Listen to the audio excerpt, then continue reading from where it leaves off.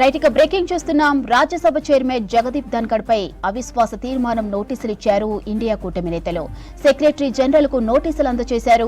60 మంది ఎంపీల సంతకాలతో నోటీసులు అందజేశారు. సభాపతి స్థానంలో ఉండి అధికార పక్షం వైపు ఏకపక్షంగా వ్యవహరిస్తున్నారని ఇండియా కూటమి ఎంపీలు ఆరోపించారు. వేరే మార్గం లేకనే అవిశ్వాస నోటీసులు ఇచ్చామని విపక్షాలు చెప్పాయి. ఆ అవిశ్వాస నోటీసులపై తృణమూల్ కాంగ్రెస్ తో పాటు ఆప్ ఆర్జేడీ సభ్యులు సంతకాలు చేశారు. రాజ్యసభ చైర్మన్ జగదీప్ ధన్కర్ పై అవిశ్వాస తీర్మానం నోటీసులు ఇచ్చారు ఇండియా కూటమి నేతలు.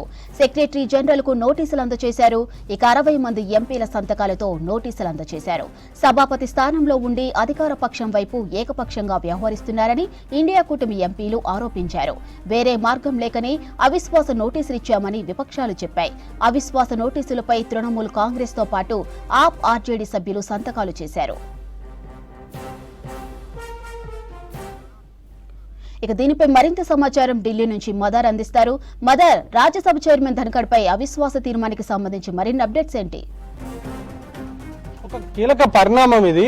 రాజ్యసభ చైర్మన్ గా ఉన్నటువంటి జగదీష్ ధన్కర్ పైన అవిశ్వాస తీర్మానాన్ని ఇండియా కూటమికి సంబంధించిన విపక్ష పార్టీలన్నీ కూడా ఆయన పైన అవిశ్వాస తీర్మానాన్ని ఇచ్చాయి.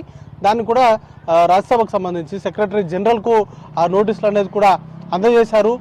సభ సంబంధించి ఉభయ సభలు ప్రారంభమైనప్పటి నుంచి కూడా ఇటు లోక్సభలో స్పీకర్ ఓం బిర్లా, అలాగే ఇటు రాజ్యసభలో జగదీప్ ధన్కర్ ఇద్దరు కూడా ఏకపక్షంగా వ్యవహరిస్తున్నారు. అధికార పార్టీకి అనుకూలంగా వారికి సంబంధించినటువంటి సభ్యులు మాట్లాడేంత సమయం వరకు కూడా వారికి మాత్రమే సమయం ఇస్తున్నారు.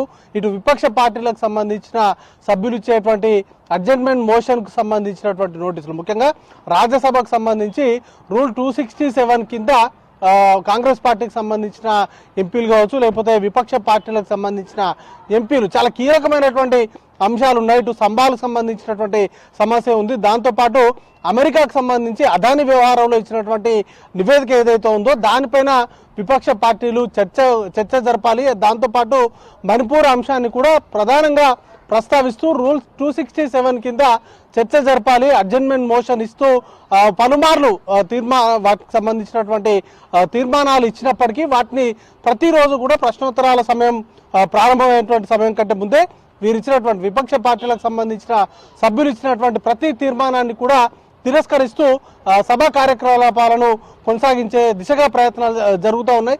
రోజు కూడా ఇలాగే చేస్తున్నారు అనేది ప్రధానంగా ఇండియా కూటమికి సంబంధించిన విపక్ష పార్టీలకు సంబంధించినటువంటి ఎంపీలు ఆరోపణలు చేస్తున్నారు.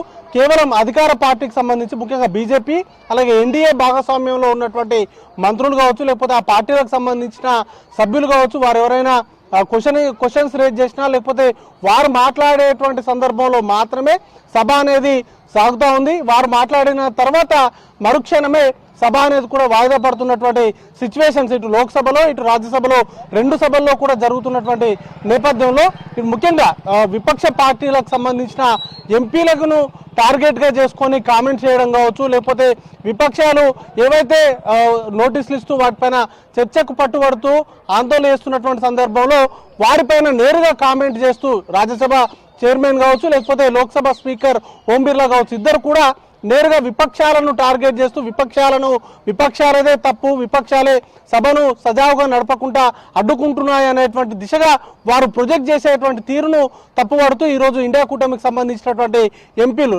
ముఖ్యంగా రాజ్యసభకు సంబంధించి చైర్మన్ గా ఉన్నటువంటి జగదీష్ ధన్కర్ పైన అవిశ్వాస తీర్మానాన్ని అనేది కూడా ప్రవేశపెట్టాయి. దానిపైన దాని కనుక అవిశ్వాస తీర్మానాన్ని చర్చ కనుక తీసుకున్నట్లయితే చర్చలో చాలా అంశాలు కూడా బయటకు వచ్చేటువంటి అవకాశం ఉంటుంది. దీనిపైన విపక్ష పార్టీలకు సంబంధించినటువంటి సంఖ్యాబలాన్ని బట్టి వారు మాట్లాడేటువంటి అవకాశం ఉంటుంది.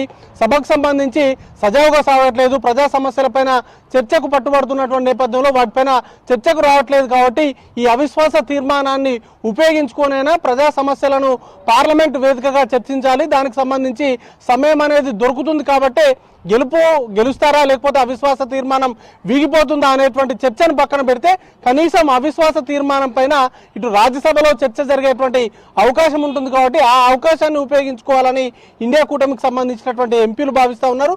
దానిలో భాగంగానే ప్రస్తుతానికైతే ఈ అవిశ్వాస తీర్మానానికి సంబంధించిన నోటీసులను ఇటు సెక్రటరీ జనరల్కి ఇచ్చారు. దాన్ని సభ ముందుకు తీసుకొస్తారా, లేకపోతే దాన్ని ఏ విధంగా తీసుకోబోతున్నారో, అవిశ్వాస తీర్మానం పైన ఎప్పుడు చర్చకు పెడతారు ఏంటనే దానిపైన ఇంకా నిర్ణయం అనేది కూడా తీసుకోవాల్సి ఉంటుంది. బట్ ఇది ఒక చర్చకైతే దారితీసేటువంటి అవకాశం ఉంటుంది.